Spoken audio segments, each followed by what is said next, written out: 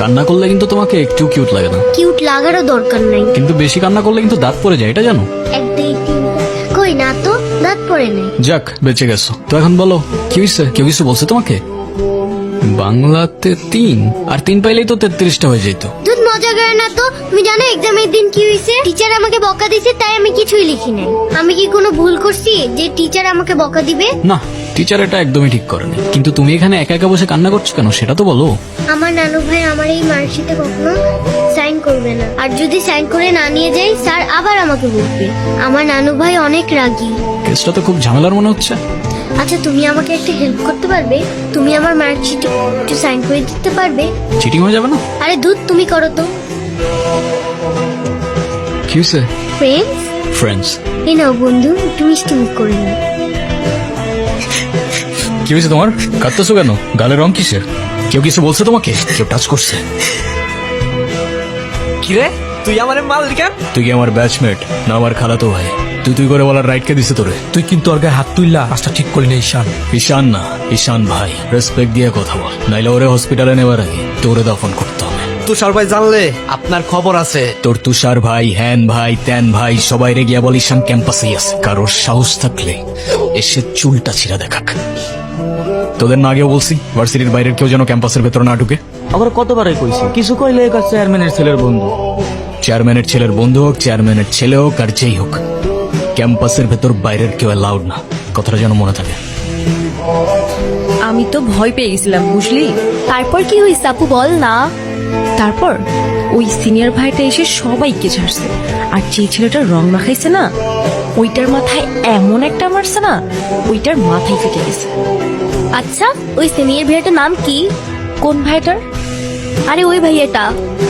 ঈশান? কেন? ও, ঈশান ভাইয়া তাই না? বুঝছি। কি ঈশান ভাইয়া?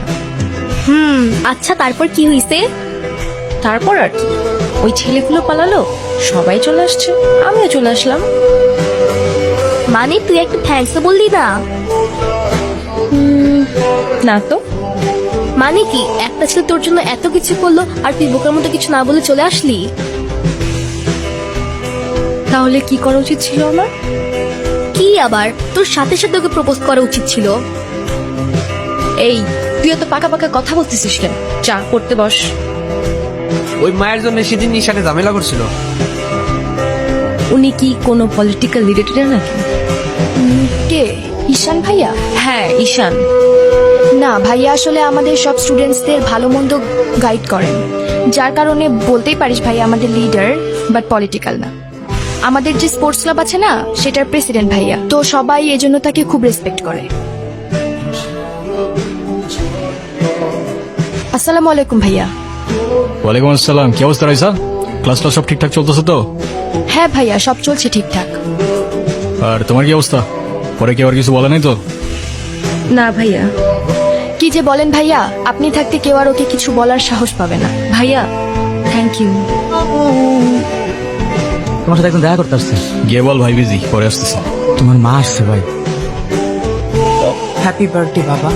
আপনার মনে আছে অ্যাটলিস্ট? এই দিনটা আমি কি করে ভুলতে পারি বলো? আপনি সবই পারেন। মায়ের সাথে কেউ এভাবে কথা বলে? আমার মা আমাকে অনেকগুলো বছর আগেই ছেড়ে চলে গিয়েছে। আমি তোমাকে ছেড়ে যাইনি, সত্যি বলতে ওই সময়টাই ওইরকম ছিল।